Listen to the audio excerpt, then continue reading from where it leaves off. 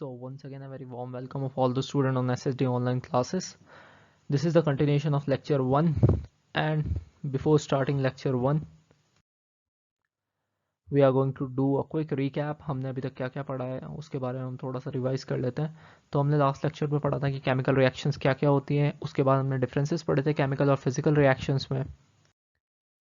Then moving on, हमने पढ़ा था केमिकल इक्वेशंस क्या होती हैं, उनको हम कैसे रिप्रेजेंट कर सकते हैं. जैसे कि किसी भी केमिकल इक्वेशंस को मैं लिख सकता हूँ magnesium plus oxygen react with two give magnesium oxide. किसी केमिकल रिएक्शन को रिप्रेजेंट करने का तरीका क्या होता है, केमिकल इक्वेशन. नेक्स्ट टॉपिक था हमारे पास बैलेंसिंग ऑफ केमिकल इक्वेशंस, जिसमें हमने देखा था कि law of conservation of mass use कर रहे थे हम कि number of atoms on reactant side must be equal to the number of atoms on product side. मतलब कि जितने भी एटम्स हमारे रिएक्टेंट की साइड होने थे उतने ही एटम हमारे प्रोडक्ट की तरफ होने थे. इसके बाद हमने एग्जाम्पल सॉल्व करे थे. एग्जाम्पल्स में हमने एग्जाम्पल सॉल्व करा था CH3H8 plus O2 to give H2O plus CO2. इस इक्वेशन को, इस केमिकल इक्वेशन को हमने बैलेंस करना सीखा था कि हम कैसे किसी केमिकल इक्वेशन को बैलेंस कर सकते हैं. तो मैंने आपको क्या बताया था कि आपको किसी भी एक मॉलिक्यूल का एक कंपाउंड, किसी भी एक मॉलिक्यूल का एक एटम से शुरू करना है आपको, और उस एटम को एक एटम को बैलेंस करने के बाद फिर दूसरा एटम को बैलेंस करना है.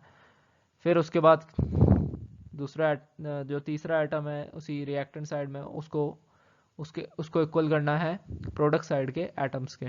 ओके, सो सिमिलरली हमने यहाँ पे स्टेप्स फॉलो करे थे. जैसे कि सबसे पहले हमने यहाँ पे कार्बन को बैलेंस करा था, फिर हाइड्रोजन को बैलेंस करा, फिर ऑक्सीजन को बैलेंस करा, और एट लास्ट हमने चेकआउट करा कि हमारे पास इक्वल नंबर ऑफ एटम्स है ऑन रिएक्टेंट्स और प्रोडक्ट साइड में, तभी हमारी रिएक्शन जो कि केमिकल इक्वेशन है वो बैलेंस्ड हो सकेगी. ठीक है, उसके बाद आई होप आपने क्वेश्चन ट्राई करे होंगे. If you are having any doubt regarding this question तो आप मुझसे कमेंट सेक्शन में पूछ सकते हैं. ओके, और you can ask me in the WhatsApp group. Next, आज का जो हमारा टॉपिक होने वाला है वो है टाइप्स ऑफ केमिकल रिएक्शन. इसमें हम पढ़ेंगे 5 टाइप की केमिकल रिएक्शन जो कि होने वाले combination, decomposition, displacement, double displacement, oxidation and reduction. Okay, so first हम पढ़ने वाले कॉम्बिनेशन रिएक्शन. कॉम्बिनेशन से आप क्या समझते हैं? कॉम्बिनेशन का मतलब है कभी जो दो सबस्टांस है वो एक साथ रिएक्ट करके एक सिंगल प्रोडक्ट बनाए तो वो क्या है, कॉम्बिनेशन रिएक्शन. ओके, दो सबस्टांस जब आपस में रिएक्ट करें और वो एक सिंगल प्रोडक्ट दें तो हमारे पास उसे हम क्या बोलेंगे, कॉम्बिनेशन रिएक्शन.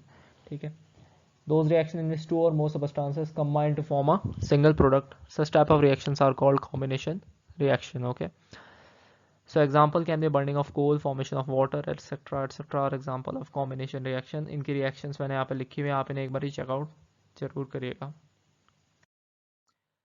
अब इसी में एक चीज आ जाती है एक्सोथर्मिक और एंडोथर्मिक रिएक्शन. दोज रिएक्शन जिन रिएक्शन में हीट निकलती है उनको हम बोलते हैं एक्सोथर्मिक, और जिन रिएक्शंस को प्रोसीड करने के लिए वो हीट एब्जॉर्ब करते हैं या फिर हमें उन्हें हीट करना पड़ता है उन्हें हम बोलते हैं एंडोथर्मिक रिएक्शन.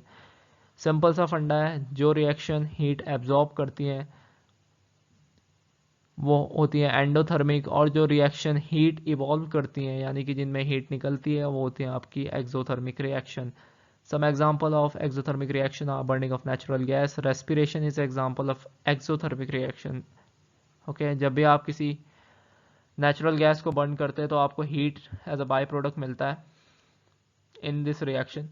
ठीक है, ये कार्बन डाइऑक्साइड और वाटर और ऑल्सो द बाई प्रोडक्ट और the product that are being formed in this reaction, but heat निकलती है. ठीक है, प्रैक्टिकल एग्जांपल ले सकते हैं आप, बर्निंग ऑफ पेट्रोल. पेट्रोल को जलाओगे तो आपको हीट भी मिलती है, ऐसा तो है नहीं आपको हीट नहीं मिलती होगी. सो हीट मिलती है, so that is exothermic reaction. Endothermic reaction का एक परफेक्ट एग्जांपल है फोटोसिंथेसिस. प्लांट सनलाइट एब्जॉर्ब करते हैं और उसके बाद फोटोसिंथेसिस प्रोसेस अकर होती है. फोटोसिंथेसिस प्रोसेस सिंपल सी प्रोसेस होती है कि प्लांट कार्बन डाइऑक्साइड इनटेक करते हैं, पानी को इनटेक करते हैं और फॉर्म क्या करते हैं, ग्लूकोज फॉर्म करते हैं. Okay, so these are exothermic and endothermic reactions. अब नेक्स्ट जो टॉपिक होने वाला है वो है हमारे पास decomposition reaction.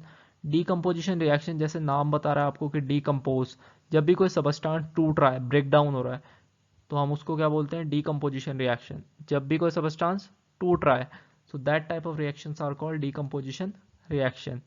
Okay, Decomposition of calcium carbonate to calcium oxide and carbon dioxide on heating is an important decomposition reaction used in various industry. This is also a note. आपको इसे just याद रखना है, कहीं आपसे पेपर में नहीं पूछा जाएगा, but it is just for your practical knowledge, आपको पता होना चाहिए। उसके बाद डिकम्पोजिशन में एक और फैक्टर आ जाता है, अगर डिकम्पोजिशन हीट के कारण हुआ है, अगर डिकम्पोजिशन हीट से करा गया है तो हम उसे क्या बोलते हैं, थर्मल डिकम्पोजिशन बोलते हैं। ठीक है, एग्जाम्पल वही CaCO3 when heated to give calcium oxide plus carbon dioxide. Okay, अब कुछ और एग्जांपल्स आ जाते हैं आपके डिकम्पोजिशन रिएक्शन के, जैसे कि लेड नाइट्रेट को अगर आप हीट अप करेंगे तो वो नाइट्रोजन डाइऑक्साइड विद ऑक्सीजन आपको प्रोडक्ट में देगा और लेड ऑक्साइड भी आपको मिलेगा। ठीक है, अब डिकम्पोजिशन रिएक्शन के क्या प्रैक्टिकल एस्पेक्ट हो सकते हैं, मैं आपको वो दिखाना चाहूँगा।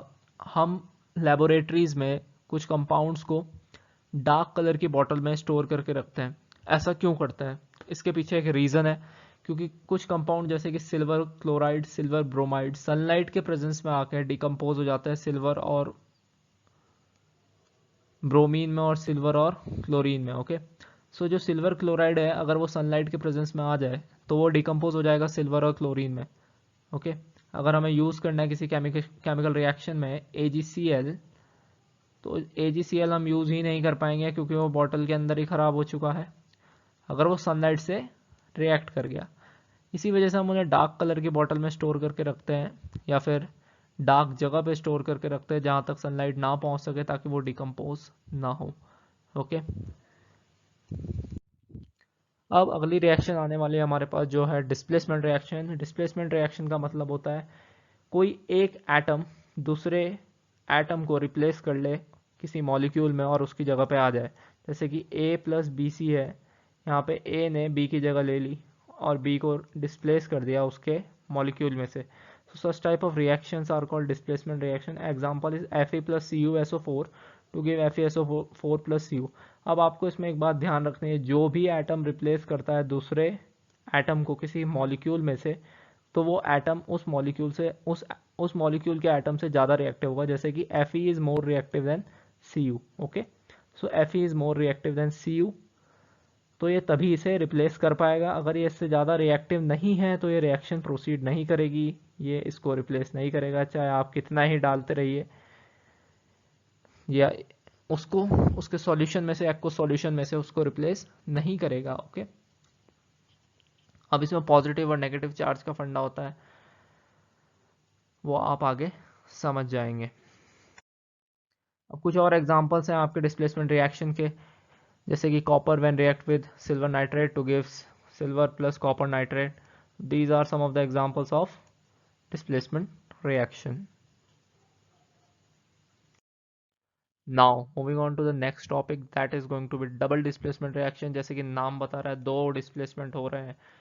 ठीक है, दो एटम्स का मूवमेंट हो रहा है, एक सिंगल एटम रिप्लेस नहीं हो रहा है, दो एटम रिप्लेस हो रहे हैं। तो क्या होता है, दो मॉलिक्यूल्स होते हैं आपके पास, इन दो मॉलिक्यूल्स में इंटरचेंजिंग ऑफ एटम्स हो जाते हैं ताकि हमें एक नया प्रोडक्ट मिल जाए। So that type of reactions are called double displacement reaction. जैसे कि एक मॉलिक्यूल था AB, दूसरा मॉलिक्यूल था CD, तो AB का जो मॉलिक्यूल है उसका जो A है वो कहाँ चला जाएगा, C की जगह पे, और C कहाँ आ जाएगा, A की जगह पे। So such type of reactions are called double displacement reaction. Double displacement reaction हमेशा एक्वस सॉल्यूशंस में होती है। ठीक है, एक्वस सॉल्यूशन से मेरा मतलब लिक्विड में होती है। ठीक है, so these are taking place in the liquid state. Aqueous solution जिनको समझ में ना आ रहा हो, बट बेसिकली एक्वस सॉल्यूशन में होती है रिएक्शन जहाँ पर एक्सचेंज ऑफ आयन हो सके। ठीक है, आयन से मेरा मतलब, आयन से आपको पता ही होगा कि जैसे कि A के ऊपर अगर कोई चार्ज है, पॉजिटिव चार्ज है, तो वो क्या है, कैटायन है।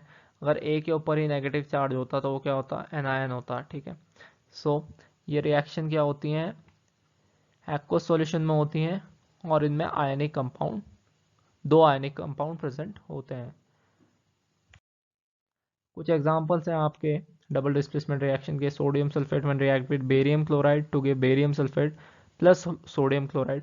इसी को मैंने आयनिक फॉर्म में रिप्रेजेंट करा है कि Ba2 plus 2Cl minus plus 2Na plus SO4 2 minus को अगर हम आपस में रिएक्ट करेंगे तो हुआ क्या कि जो ये Ba2 प्लस है ये है आपका BaCl2 का ये चला जाएगा Na2 की जगह पे, और Na2 आ जाएगा आपका Ba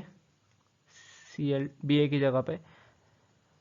तो हमें एक BaSO4 मिलेगा जो कि एक वाइट प्रेसिपिटेट होगा इस रिएक्शन में एज अ प्रोडक्ट। ओके, तो इससे आपको पता चलेगा कि डबल डिस्प्लेसमेंट रिएक्शन अकर हुई है, इसमें एक प्रेसिपिटेट भी फॉर्म होता है। ओके, और जिन रिएक्शन में प्रेसिपिटेट फॉर्म होता है उन रिएक्शंस को हम क्या बोल देते हैं? Precipitation reaction. सिंपल। अब आती है आपकी लास्ट रिएक्शन टाइप जो कि है ऑक्सीडेशन और रिडक्शन रिएक्शन। अब ऑक्सीडाइज होने का क्या मतलब है? जब भी गेन होगा ऑक्सीजन का गेन होना, तो ऑक्सीडाइज हो गया, मतलब अगर ऑक्सीजन जुड़ रहा है तो ऑक्सीडाइज हो गया, और अगर ऑक्सीजन रिमूव हो रहा है तो वो रिड्यूस हो गया। ठीक है। सो और अगर दोनों प्रोसेस एक साथ हो रही है, मतलब एक जगह ऑक्सीडेशन भी हो रहा है और दूसरी जगह रिडक्शन भी हो रहा है, तो सच टाइप ऑफ रिएक्शन, उन रिएक्शन को हम क्या बोलते हैं? Redox reaction. जहां पर ऑक्सीडेशन और रिडक्शन दोनों साथ में होते हैं, उन रिएक्शंस को क्या बोलते हैं हम? Redox reaction. अब आते हैं कुछ रूल्स ऑक्सीडेशन स्टेट को लेकर।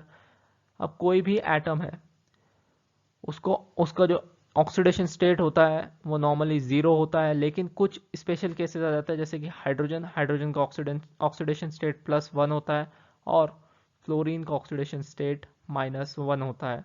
सिमिलरली ऑक्सीजन का ऑक्सीडेशन स्टेट -2 होता है।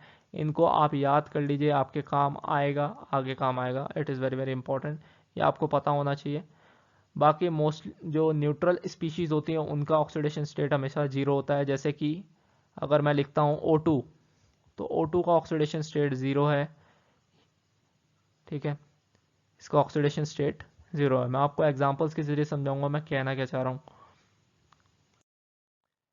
जैसे कि इस कंपाउंड में आपको फाइंड आउट करना है oxidation state of phosphorus P, तो आप कैसे फाइंड आउट करेंगे? सोडियम का ऑक्सीडेशन स्टेट +1 होता है, ये मैंने पीछे मेंशन करा है। उन पॉइंट्स को एक बार फिर से देखिएगा तो आपको पता चलेगा कि ऑक्सीडेशन स्टेट आखिर खैर है क्या। ऑक्सीडेशन स्टेट सोडियम का +1 होता है, और अभी हमने बोला कि oxidation state of oxygen is -2। तो अगर हम P का ऑक्सीडेशन स्टेट को X मान लें तो हम फाइंड आउट कर सकते हैं X की वैल्यू, क्योंकि हमें सोडियम का ऑक्सीडेशन स्टेट भी पता है और ऑक्सीजन का ऑक्सीडेशन स्टेट भी पता है। और क्योंकि ये पूरा ही कंपाउंड के ऊपर कोई भी चार्ज नहीं है, जैसे कि प्लस और माइनस नहीं है, या फिर +2 या माइनस जो भी चार्ज हमारा रहता है वो नहीं है, तो हम इसको क्या कंसिडर करेंगे? न्यूट्रल। न्यूट्रल का ऑक्सीडेशन स्टेट हमेशा जीरो होता है, तो 0 is equal to 3 + x + 3 into -2। ठीक है, क्योंकि यहाँ पे 3 ऑक्सीजन के आइटम है, 3 सोडियम के आइटम है, तो उनका मल्टीप्लाई करना होगा हमें। उसके बाद हमें फॉस्फोरस का यहाँ से ऑक्सीडेशन स्टेट मिल जाएगा। सिमिलरली H2PO4 माइनस में हम ऑक्सीडेशन स्टेट कैसे निकालेंगे? क्योंकि इसमें एक चार्ज है, माइनस एक चार्ज है, तो हम यहाँ पे 0 नहीं लिखेंगे, -1 लिखेंगे। -1 इज इक्वल टू हो जाएगा आपके पास y। मैंने मान लिया है कि P का ऑक्सीडेशन स्टेट इसमें y है, और जो हाइड्रोजन का ऑक्सीडेशन स्टेट होता है वो क्या होता है? +1 होता है हाइड्रोजन का ऑक्सीडेशन स्टेट, और ऑक्सीजन का जो ऑक्सीडेशन स्टेट होता है वो क्या होता है? -2 होता है। ठीक है, तो जो ऑक्सीडेशन स्टेट है उसकी मल्टीप्लाई हम करेंगे नंबर ऑफ एटम्स से। नंबर ऑफ एटम्स कितने हैं यहाँ पे? ऑक्सीजन के 4 और हाइड्रोजन के 2, तो इसकी मल्टीप्लिकेशन करेंगे और हम फाइंड आउट कर लेंगे oxidation state of phosphorus. Okay, अब आता है आपका कि कैसे आप पता लगाएंगे कि कोई भी किसके अंदर रिडक्शन हुआ है, किसके अंदर ऑक्सीडेशन हुआ है। तो मैंने आपको क्या बताया था, जहाँ पर ऑक्सीजन जुड़ा वहाँ पर ऑक्सीडेशन, जहाँ से ऑक्सीजन रिमूव हुआ वहाँ पर रिडक्शन। अब जहाँ ऑक्सीडेशन होता है या फिर जहाँ पर ऑक्सीजन जुड़ता है, तो वहाँ पर क्या होगा आपका? इलेक्ट्रॉन, ऑक्सीजन का जुड़ना, कुछ आप ऐसे समझिए कि इलेक्ट्रॉन का जुड़ना। ओके, और ऑक्सीजन का रिमूव होना यानी कि इलेक्ट्रॉन्स का रिमूव होना। ओके, तो एग्जाम्पल से समझते हैं, जैसे कि जिंक है। जिंक Zn से Zn2+ गया, तो इससे इलेक्ट्रॉन, 2 इलेक्ट्रॉन रिमूव हुए हैं, तो जिंक क्या हुआ? ऑक्सीडाइज हो गया। ओके, और H में 2 इलेक्ट्रॉन जुड़ गए हैं, तो H क्या हो गया? रिड्यूस हो गया। तो ऑक्सीडेशन क्या हुआ? Oxidation is removal of electron, and reduction is addition of electron.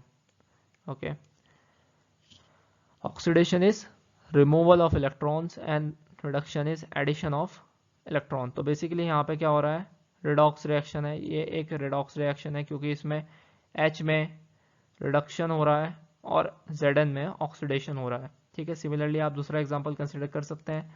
Al में Al से Al3 प्लस गया है और Cu2 प्लस से Cu गया है, तो Cu में 2 इलेक्ट्रॉन जुड़े हैं और Al में 3 इलेक्ट्रॉन रिमूव हुए हैं. तो इसका मतलब ये भी एक रेडॉक्स रिएक्शन है. सिमिलरली अगर हम तीसरे को देखें तो इसमें आखिरकार हुआ क्या है, ये ना तो रिडॉक्स रिएक्शन है. अब इसको रिडॉक्स रिएक्शन हम क्यों नहीं बोल रहे हैं, क्योंकि ऑक्सीडेशन नंबर जो दोनों तरफ है वो सेम है. कैसे सेम है, अगर आप यहां पर ऑक्सीडेशन नंबर फाइंड आउट करेंगे 2H प्लस का, इसका ऑक्सीडेशन नंबर अगर आप चेकआउट करें दोनों side, oxidation number of both reactant and product is same, that is O का -2 है, O का -2 होता है. यहाँ पे हमें गिवन है, ये यहाँ नीचे लिखा हुआ है बट इट इज, ये यहाँ पे होगा ऊपर की तरफ होगा, यहाँ पे -2. ओके, कुछ इस तरीके से होगा. सो O का ऑक्सीडेशन जो नंबर है वो रिएक्टेंट साइड में भी -2 है और प्रोडक्ट साइड में भी -2 है. सिमिलरली हाइड्रोजन का ऑक्सीडेशन नंबर +1 होता है, वो रिएक्टेंट में भी सेम है, प्रोडक्ट में भी सेम है. तो ना तो ऑक्सीडेशन हुआ ना ही रिडक्शन हुआ. तो आप ऑक्सीडेशन और रिडक्शन एक और तरीके से बता सकते हैं, जो कि आपका, अगर आप ऑक्सीडेशन स्टेट फाइंड आउट कर लें. ऑक्सीडेशन स्टेट फाइंड आउट करने का तरीका मैंने आपको इस वीडियो में पहले बताया है, आप उसे पीछे जाकर देख सकते हैं कि आप ऑक्सीडेशन स्टेट कैसे फाइंड आउट करते हैं. तो आप ऑक्सीडेशन स्टेट अगर फाइंड आउट कर सकते हैं तो आप बता सकते हैं कि अगर आपका रिडक्शन हुआ है या फिर ऑक्सीडेशन हुआ है. ओके, सो अब आपको इन क्वेश्चंस में बताना है कि ऑक्सीडेशन किस में हुआ है और रिडक्शन किस में हुआ है. तो एक बार इसे ट्राई कीजिए, बहुत ही सिंपल क्वेश्चन है. आप इसके आंसर मुझे कमेंट सेक्शन में भी बता सकते हैं और you can message me on my WhatsApp group.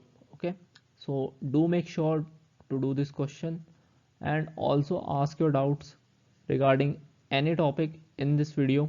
कोई भी चीज़ अगर आपको समझ में नहीं आ रही है तो आप पूछ सकते हैं, इन द कमेंट सेक्शन में भी पूछ सकते हैं आप मुझसे, और आप मुझे व्हाट्सएप ग्रुप में भी मैसेज कर सकते हैं. सो क्वेश्चन को पूछने की आदत डालिए, तभी आपको समझ में आएगा. अगर आप क्वेश्चन नहीं पूछेंगे तो काफ़ी दिक्कत होगी, आप ही के डाउट्स क्लियर नहीं होंगे. तो क्वेश्चन पूछिए, तभी मुझे भी पता चलेगा कि आपको कहाँ पर दिक्कत आ रही है इस पर्टिकुलर टॉपिक में. So thank you as usual and God bless you all.